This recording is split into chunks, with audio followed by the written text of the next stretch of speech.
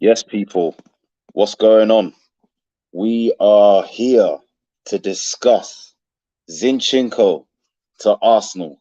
The here we go stamp of approval was given by Fabrizio Romano. So we thought that we would give the lowdown on the transfer, what our thoughts were. And, it's just going to be me and James today. But let's get into it. Let's go.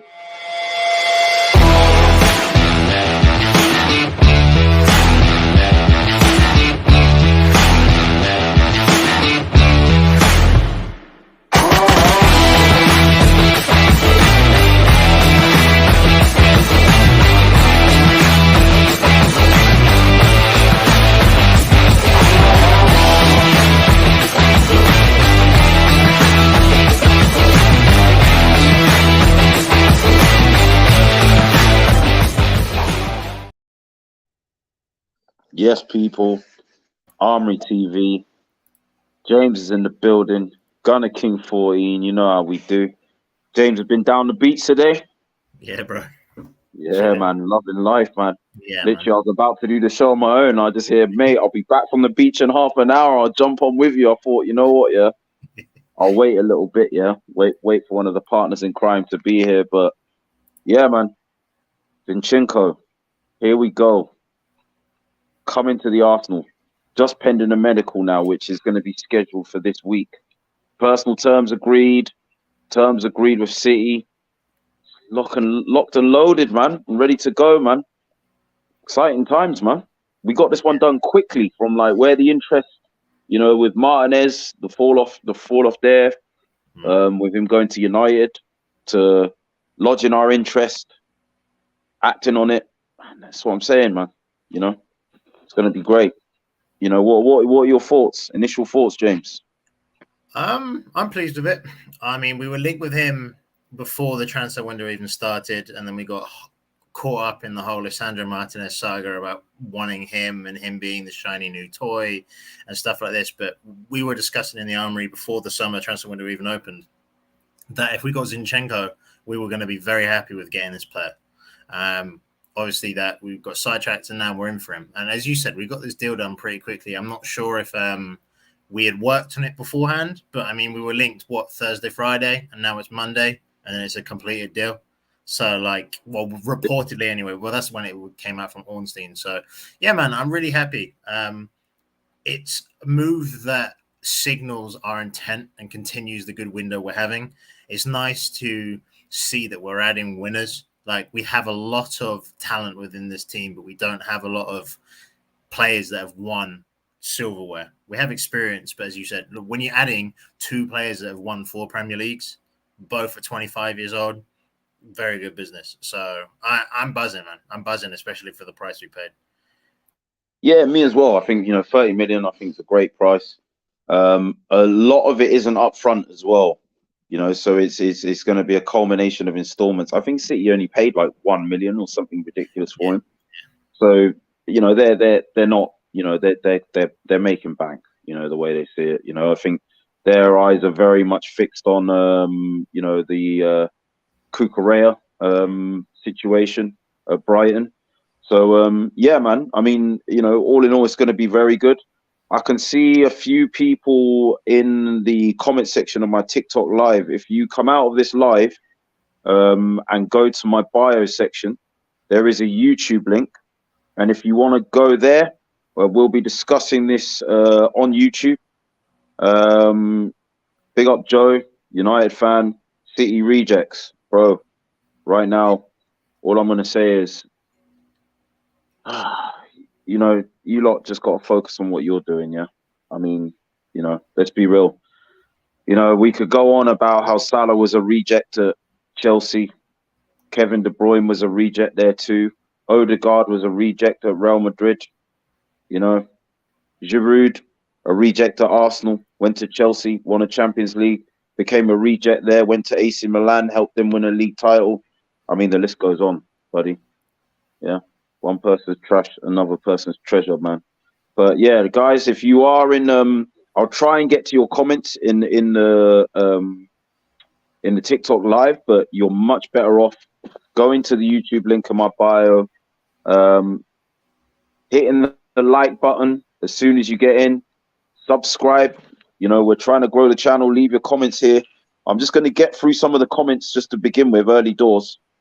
I mean, we've got Mr. B here, another Man United fan. And he's saying that your club is doing good business. Not going to lie. Question for you, has it changed your expectations for the season? I think that's a great opening question, to be honest. I mean, you know, for me, look, the expectation, top four or win Europa League. I would prefer winning the Europa League. The double kind of caveat of getting that, you know, monkey off our shoulder of having never won a Europa League. I think that's just a bit more of a prestigious way to enter the Champions League for us. And I think it's more realistic to expect us to be able to win that competition. And it's not to say I don't think we can't compete with the top four teams, but let's be honest, the top four competing teams in England, the level of opposition you're going to face in the Europa League. Frankfurt won the final of the Europa League last season. From January until the end of the season, they only won 2 games at home. They finished like where in the league? 11th? Something like that. You know, they're going to the Champions League next season. So that's the way I see it. For me, not really changed. You know, I'm not really seeing level raisers that can really raise our expectations beyond that. But I think there was the bare bones in the squad to be able to at least do that. I mean, what do you think, James? Your expectations changing? Nah, I feel like my expectation has been this kind of window throughout. Like I feel like I've been pretty consistent with the message that I've been giving on stream to you guys, to anyone that's in Arsenal related topics, that I expected this to be a big window for us. I expected this to be a standout window where we recruited well, addressed positions that we needed to, and brought talent within this team that is going to increase the foundation, but drastically improve the ceiling of what this team can achieve, because we're still so young. I mean, if you're thinking about us recruiting well, as I said, you recruited 2 25-year-olds and a 22-year-old. So adding that and talking about the outgoings that we're going to be having as well, I expect a similar squad age, but the dynamics within the team is a lot better. I'm still waiting for that. You know, I'm very happy with Jesus. He's, for me, I'm outstanding signing. I'm still really happy that we got him. But I'm still waiting for that one more, you know, that winger, that central midfielder that's going to come in and be like, okay, because for me, everyone's seeing like Spurs' business and they're going, wow, this is really impressive, right? For me, if we get the 2 signings, I'm just like, man, they've done good business, but yeah, no, they have. I'm not even going to knock it. But if it's the like compared to like them, and if we can get the 2 targets that we're linked with, or even rumored of the targets, because the targets we've been linked with for the winger position and the midfield position, they're level raisers. They are what I look at and say, look, okay, rival fans are going to set up and take notice here. We're actually building something, and we can see that already because we live and breathe Arsenal. We look at the team and we can see the direction we're going in. I just feel that they will start to take notice within those signings, and it's already starting to happen. As Mr. V said, we're doing good business, and not a lot of people expected it. So, as I said, my expectations are the same as yours, I think. In the sense of top 4 or Europa League, Champions League minimum, we need to be back in the elite competition. That's where we need to be. What I wanted to ask you, I want to segue with this comment. Yeah, look, for now, this is a decent signing, but if we get a midfielder, it is a very good signing. Now, look, I'm definitely all for a 6. You know, like I feel Zinchenko can carry out a role as an 8 or a 10.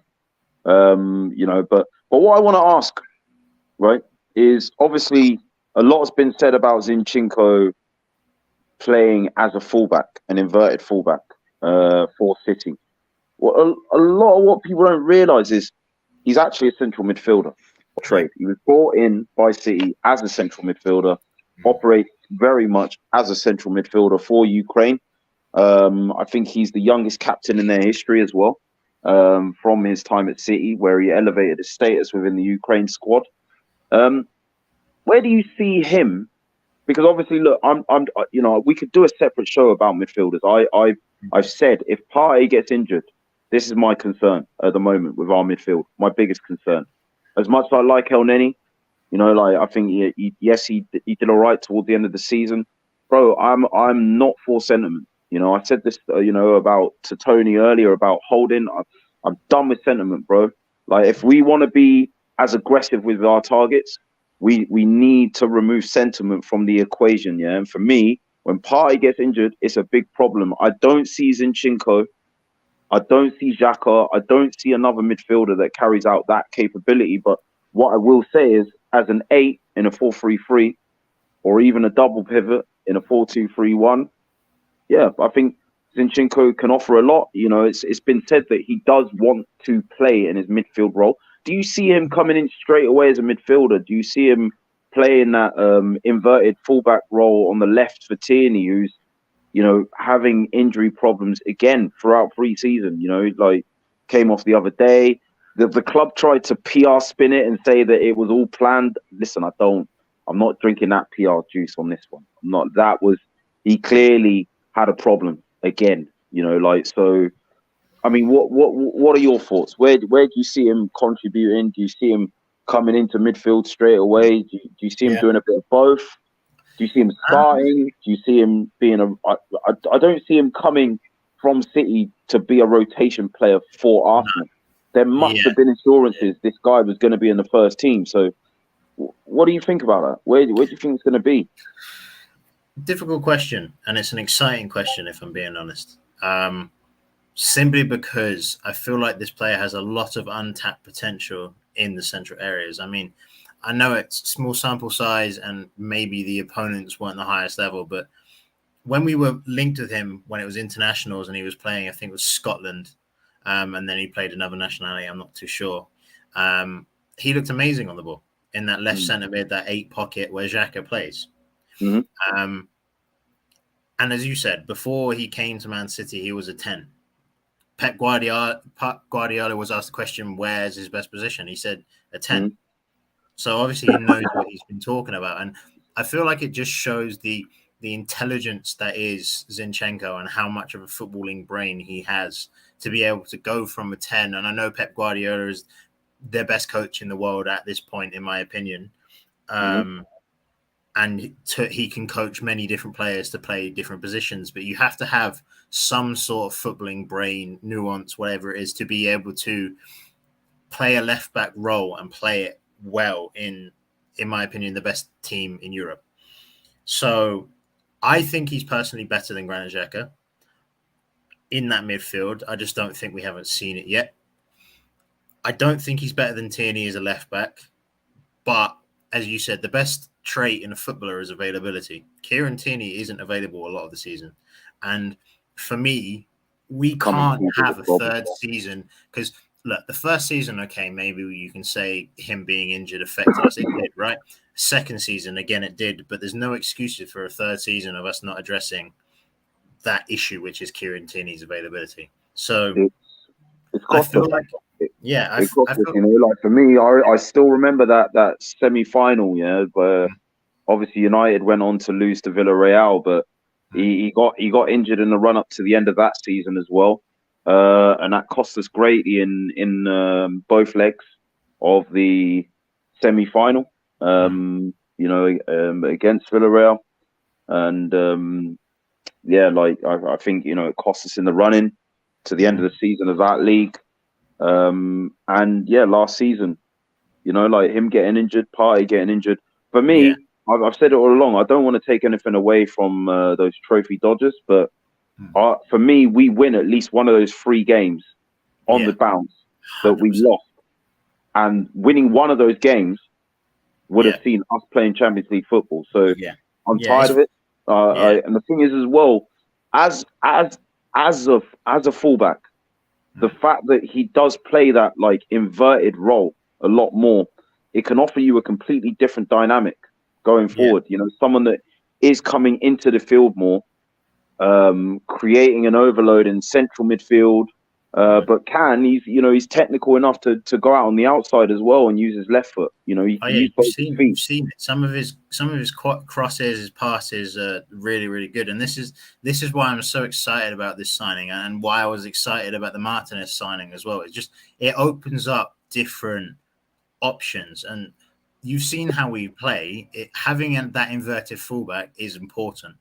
Mm-hmm. When Tommy came in and we had to play him as a left back because Tierney was injured, we flipped what we were doing just to the left from where Tommy was being to the right, and then Cedric played that aggressive right back, right? So now if we need to, it gives us that same dynamic without having to move Tommy to the left. We can do that by just playing Zinchenko on the left. And yeah, man, I just think it's shrewd business. I'm excited to see what he can do in central midfield. So am I. But Definitely. I feel like I've been feeling we need a box to box. I'm not saying like a Gunda one, but someone that's like very good attacking, but very good defensively as well. It's just going to play that whole midfield, because at the moment we seem to be in an awkward position where as you said, we have Partey, we have Lokonga, and we have Elneny as a 6, right? Or we're trying to play Elneny as a 6, as same with Partey, and then we have 10s. Being Odegaard, Vieira, and then we have Xhaka that's in a kind of awkward in between, where he's not an 8, but he's not a DM, so he's somewhere in the mix of midfield where you can see him transitioning out of the team. And I feel like having someone that can do both, especially Zinchenko as well, I feel like that's a dynamic I'm looking forward to, because I feel like it's just going to give our midfield so much more balance now. Yeah, I mean, you could play. Look, when I think the comparison with Xhaka, for me, I don't think I look at it necessarily as better. I look at it as different. You know, like I think for me, he's more mobile. He's got less experience than Xhaka. Like, listen, I think Xhaka really is an underrated part of our midfield dynamic.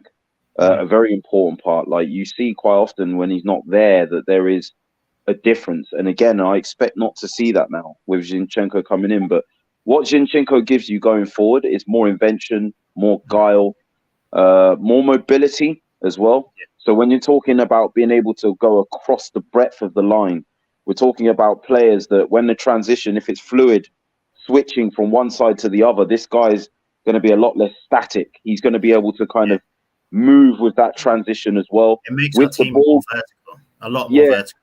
Exactly. Like going forward as well, you know, I think, you know, he just offers a lot more with the ball, like in terms of carrying the ball.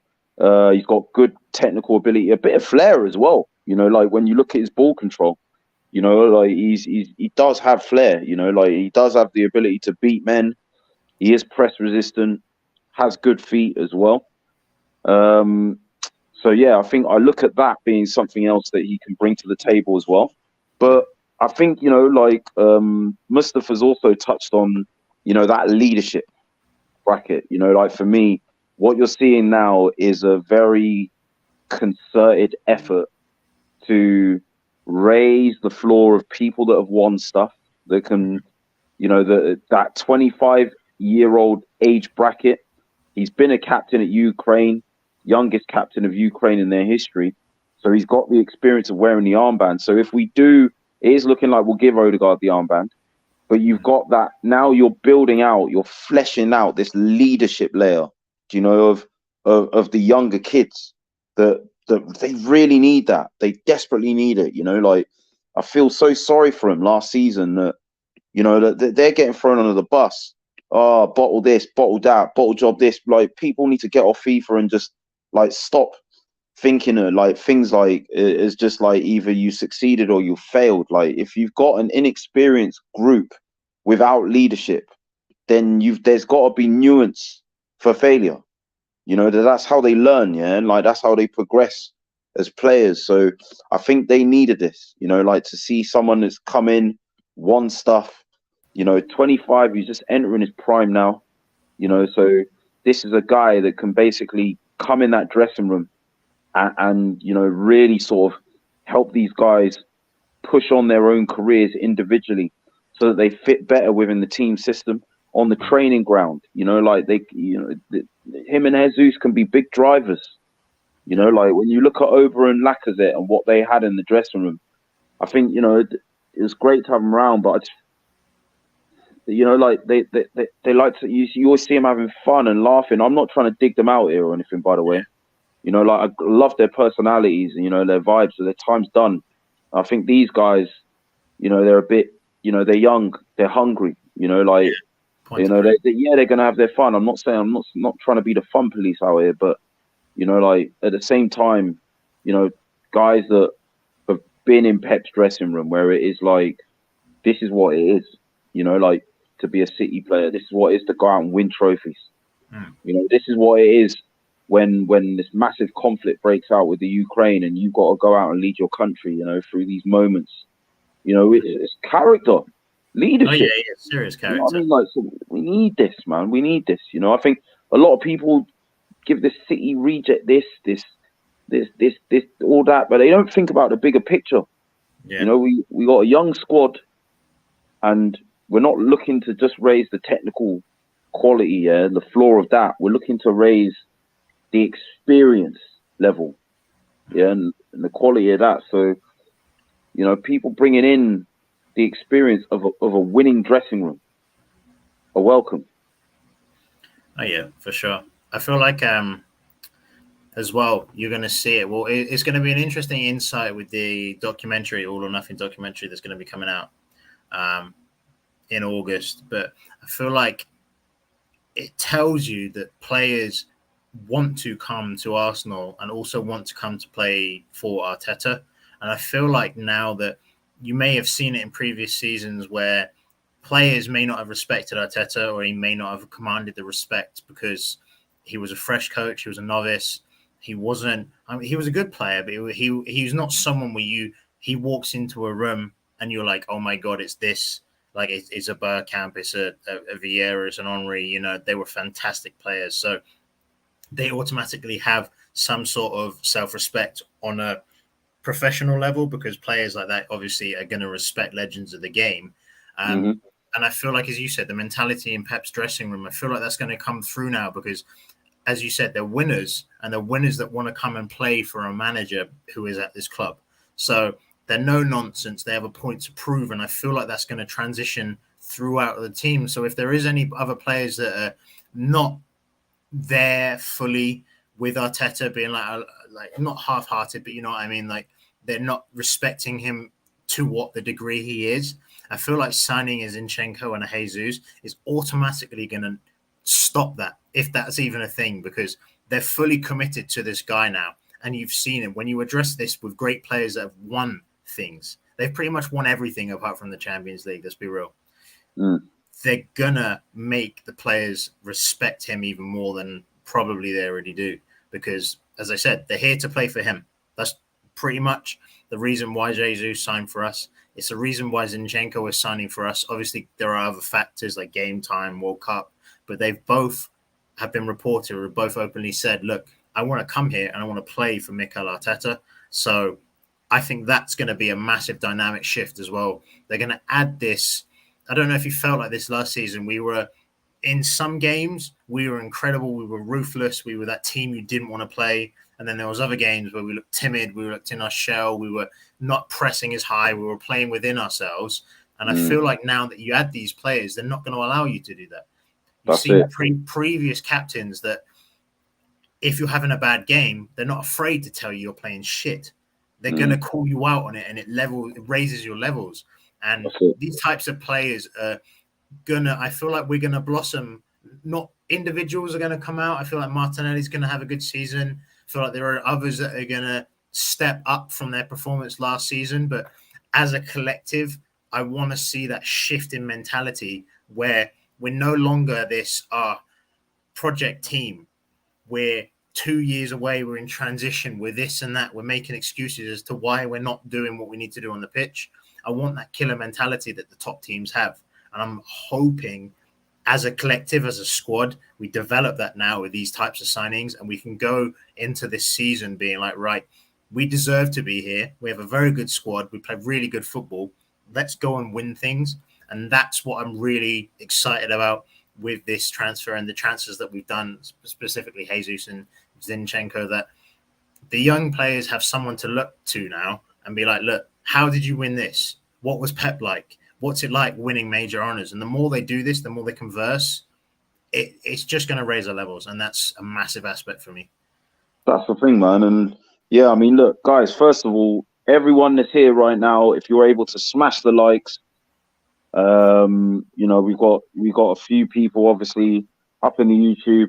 Everyone that is watching on the TikTok live, if you go to the YouTube link in my bio, I'd really appreciate it if you go there. I'm going to be a lot more interactive with the comments there. Brad the Gooner, big him up, man. He's saying Arteta and our board are not messing around now, and yeah, I get that feeling as well. I think, you know, a lot was said about not buying in January, you know, letting players go in January. We were told that this was what it was going to be for. It was going to allow us maneuverability and the ability to really be able to make significant headway into rebuilding and reforming and reshaping our squad in the summer. And so far, look, no one can say we ain't lived up to that promise, man. You know, I think only City have spent more than us. You know, Yeah, even with Spurs buying Jed Spence, you know, like, so, you know, we are making quality additions. You know, like we are investing. You know, we are being aggressive. You know, with who we want. Yeah, okay, we missed out on Martinez. Yeah, we missed out on Rafinha. Make what you will. We went in for them, man. We did what we could to try and sign them. We didn't get them. We moved on.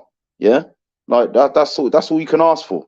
Yeah, like I'm not gonna get on my board, yeah, or my team for trying to be ambitious. Yeah, for trying to bring those players in. I'd rather they tried with Rafinha and failed, and I'd rather they tried, yeah, with Martinez and failed than didn't, yeah, and just went for the safe bets, yeah. Like, but listen, I still think there's big moves left in this transfer window. I still think there is.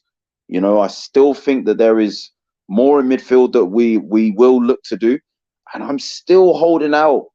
Some part of me is holding out that we, even if it's just, you know, a stopgap, kind of just one more kind of physical striker, you know, like, you know, but let's see, man. Let's see. I think, you know, I'm definitely happy with what we're doing.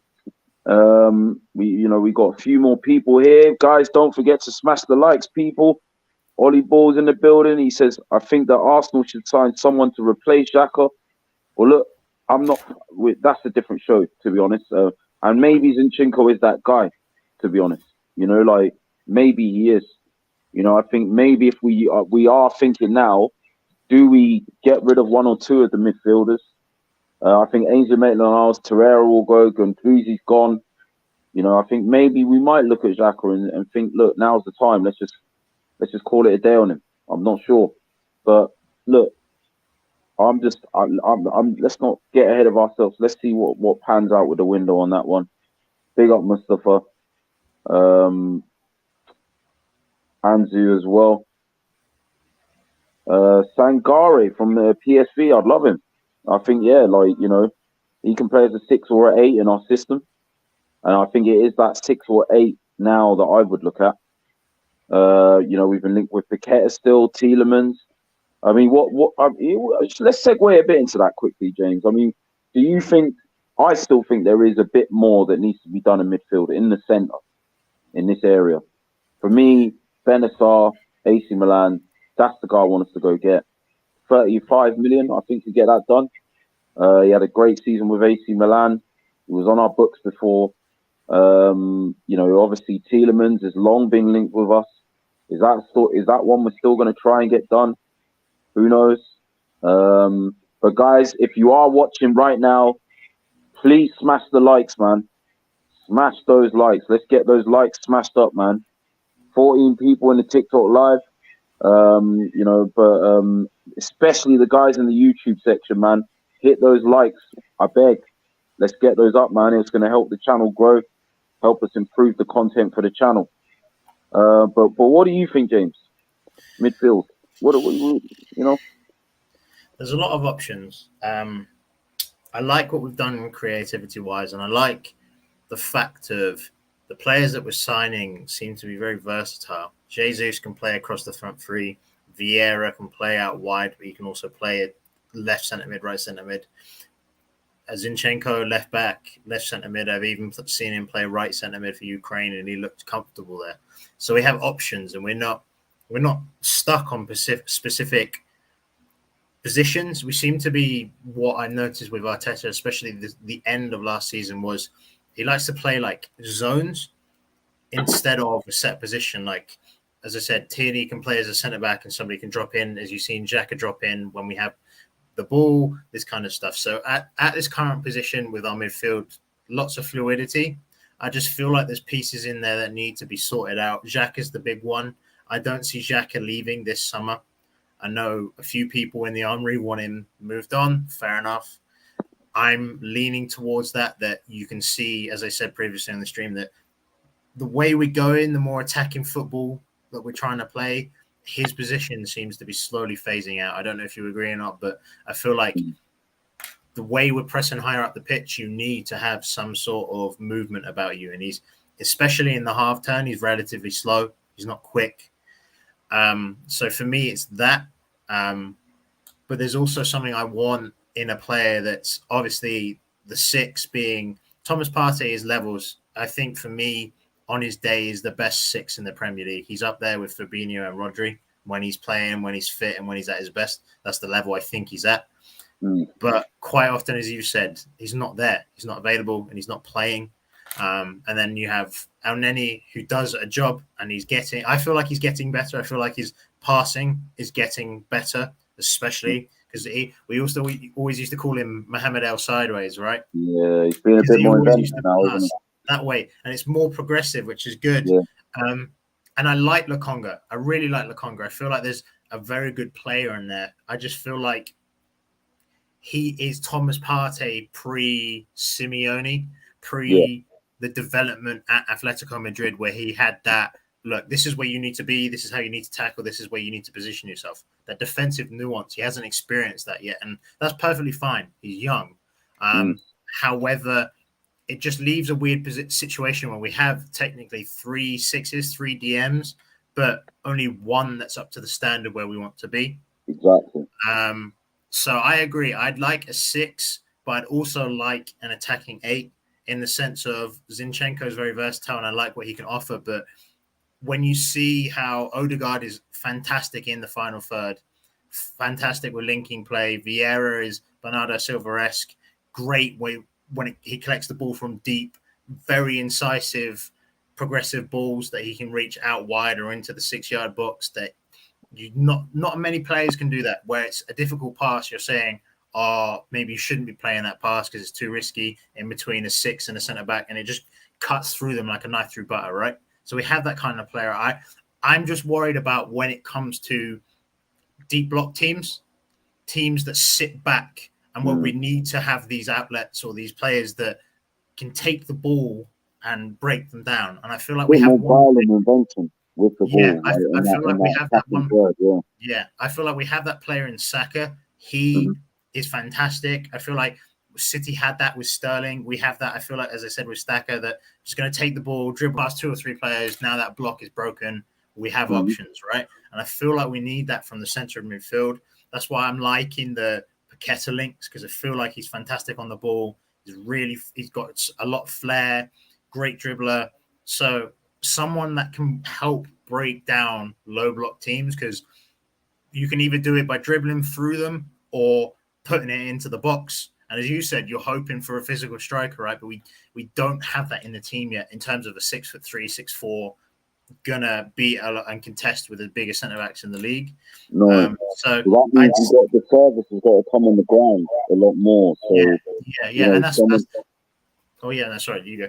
Well, I was just going to say, someone that can progress through the block when they're passing, to feet. Yeah, find Jesus to feet, find Nketiah to feet.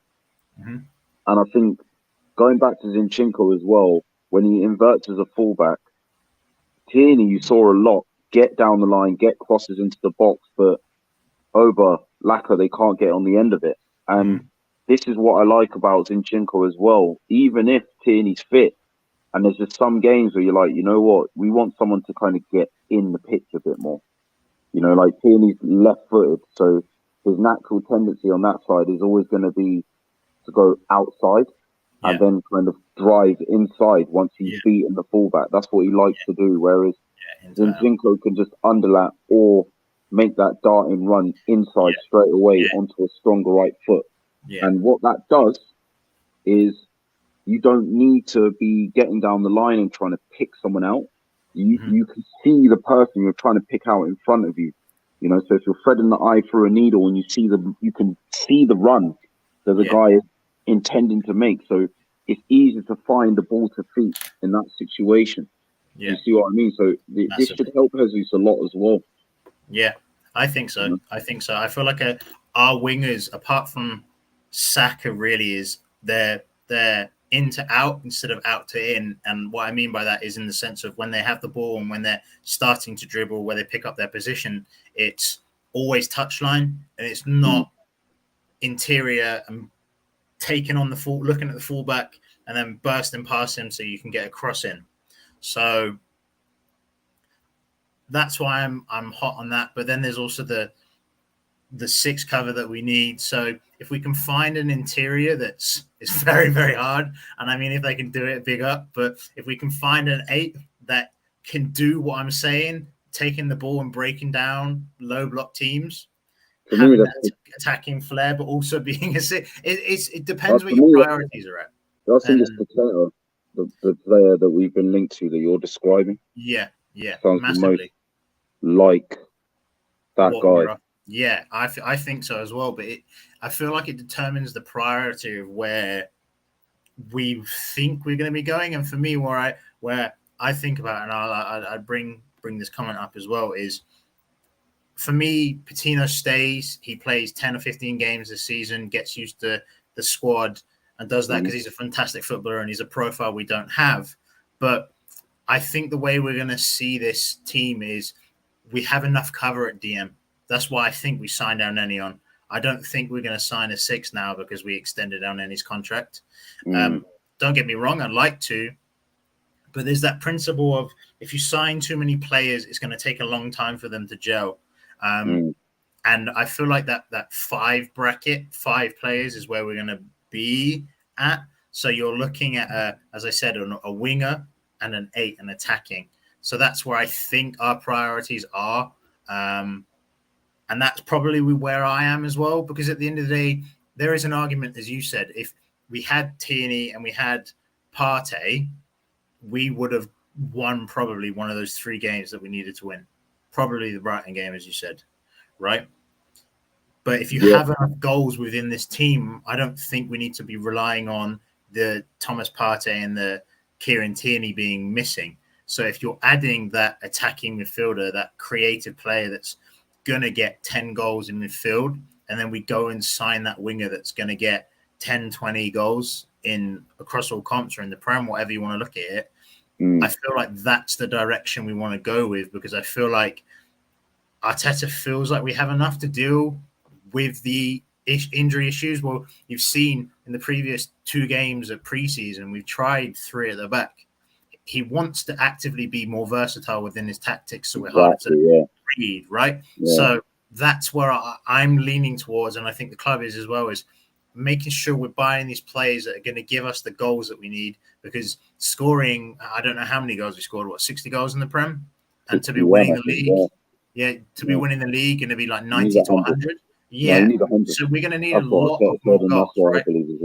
Yeah, so that's where I'm at. I think we're going to lean towards let's get the firepower in and attack, and then see where we're at in January and next season to discuss as you said, the 6, the other left-sided centre-back that we might be needing, So that's where I'm at anyway.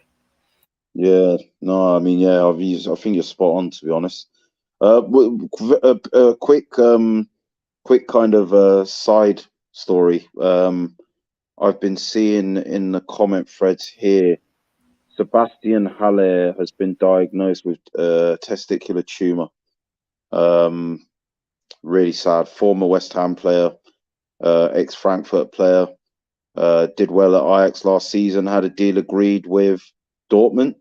So I think maybe they were doing the medical. Yeah, he signed already. Yeah.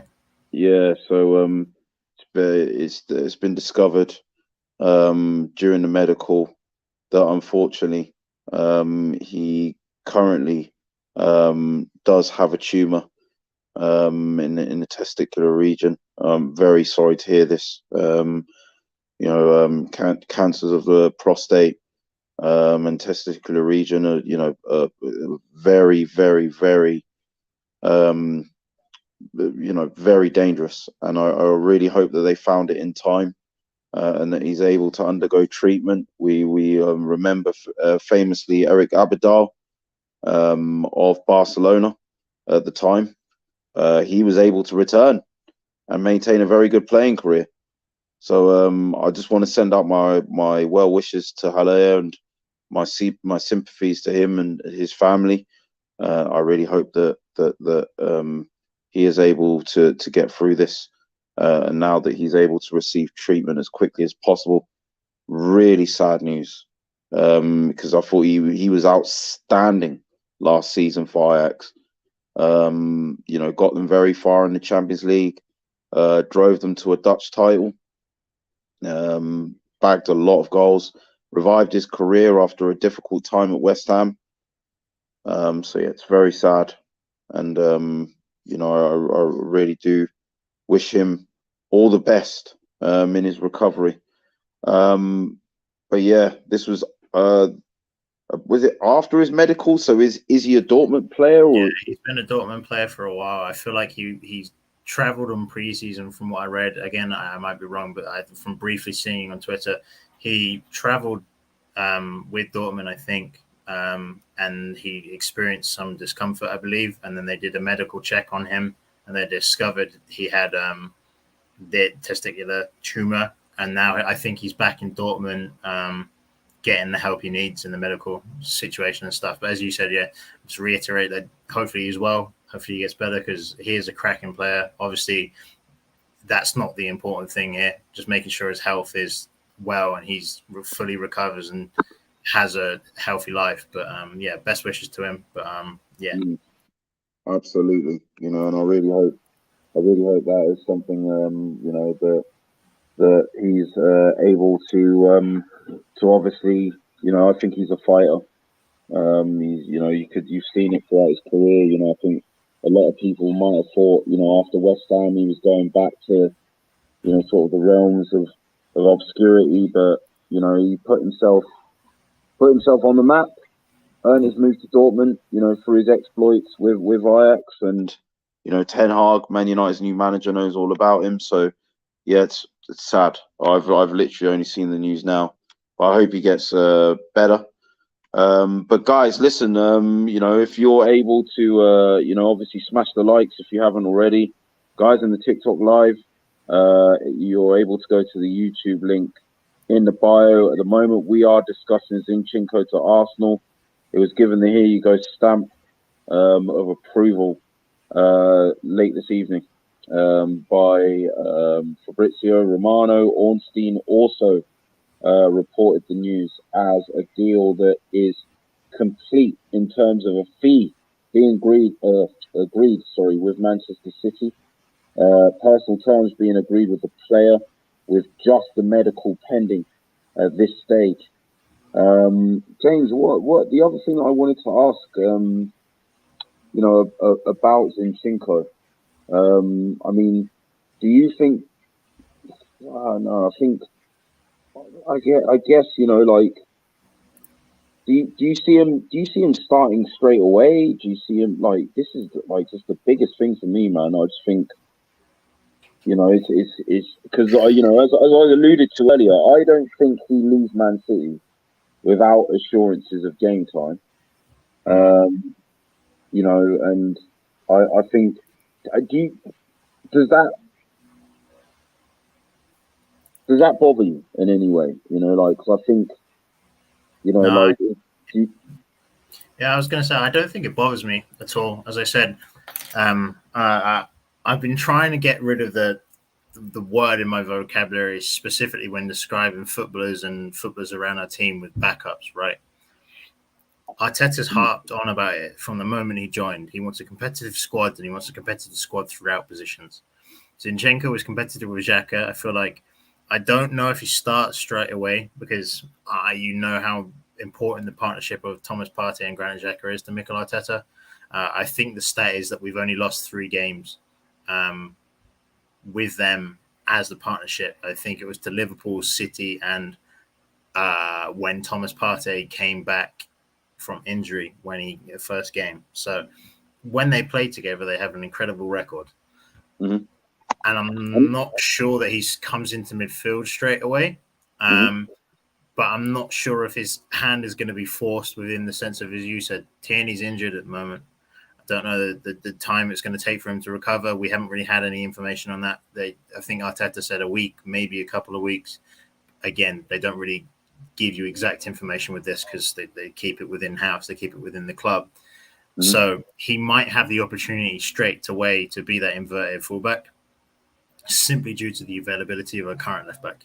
So it'll be interesting to see what happens and if he starts straight away. But as you said, he's had some sort of reassurances and he's not just going to move from City where he's playing 15, 16, 17 games to come to Arsenal where he's not winning major silverware. So that would prelude that he is going to be a starter in some capacity or at least playing a lot of minutes. So I don't know where he will play. Again, as I said, we discussed the whole situation of where he's going to fit in, and this is the exciting part because we really don't know. But for me, he probably starts in some sort of situation. I'm not saying which one yet. It'd be interesting to see if Arteta starts him above Xhaka. I just don't personally see it yet. If Xhaka is fit, simply because of the trust the manager has in Xhaka.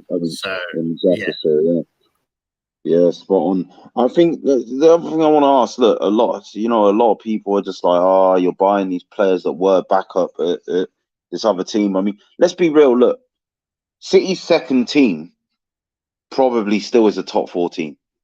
This is what I keep saying to these rivals. Yeah, like, let's be real. Yeah, they're an oil club. Yeah, like, you know, like the players that they bought on the come up, you know, are players that probably walk into a lot of first teams around the world at the moment. I mean, for that reason, it just doesn't faze me. You know, that Jesus didn't play a great deal of games. We've seen in his first couple of pre-season games, he looks sharp. He looks lively. He's chomping at the bit. He's helping other players around him as well in the Everton game as well. You could see that. You know, I think Zinchenko, it's the same thing. I mean, you know, what are your thoughts, you know, on them, you know, playing a lesser role at City? Is that something that raises any concern for you as well? No concern whatsoever. And to be fair, I just feel like it's banter from rival fans. That if you're being realistic, you know Jesus and you know Zinchenko's are good signings, right? And they say, oh, you've signed the backup left back when they didn't really have a left back, and you've signed the backup striker when they didn't have a striker, right? They had a left back, and his name is Jao Cancelo, and he's probably one of the best fullbacks in the world. And they had a system where they didn't require a striker because they played a false 9, and lots of players were playing that position. And so, you know, certain teams bought players for 100 million from a title-winning team in Italy. Yeah. So that guy was playing game in, game out. Came to England, couldn't hit a barn door, went back to Italy. At a 90 million loss. So sometimes buying the established player is actually not the established player you think he is. You know, so this narrative that's being thrashed at the moment, that backup players can't come to a new team and have an impact. Like, people don't realize it can work other ways as well. I mean, that same team, like, bought another striker before that for 50 million. You know, from Germany. He didn't hit the ground running either, but you know, in his former club in Germany, he was hitting the ground running, playing week in, week out. You know, like being chased by everyone in Europe. So you look at maybe Grealish. You know, like, he was playing game in, game out for Aston Villa. Like, I'm not saying he had a terrible season. I'm not going to sit here and say he had a great season either.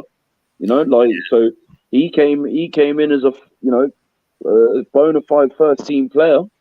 You know, like, and then he played a squad player role. Yeah, no, I 100%, I agree. And sorry, I want to jump to this comment as well by Live, because I think this summarizes it pretty well, and I'll get onto it. He said, should be yes or no to referring to what if it bothers you about the whole backup thing, second choice, whatever it is. Why is City letting them go, and will they be valued to the next club? Those are the two important questions, and I'll answer it in this situation, right?